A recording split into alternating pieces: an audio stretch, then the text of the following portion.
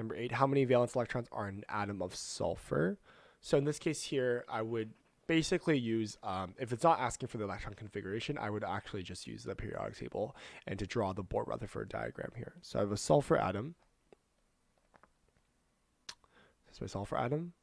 I have 1, 2, let's see, I have 3 here. I have 3 shells.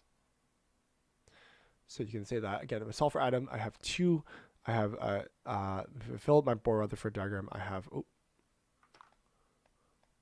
this here is 1, 2 in the first shell. Whoop.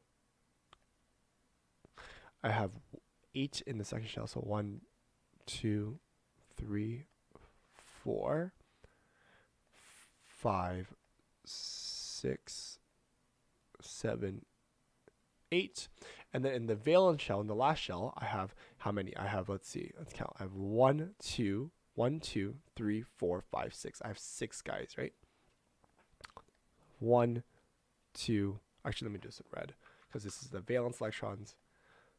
So 1, 2, 3, 4, 5, and 6 here. So if you look at the last shell here, the red here is the valence electrons.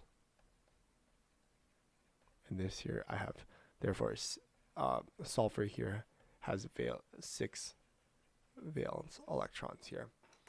So again, this solution here should be correct.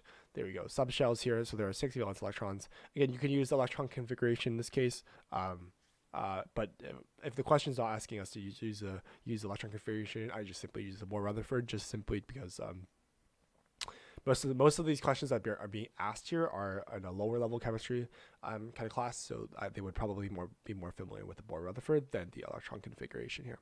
So the solution here is correct. Good analysis.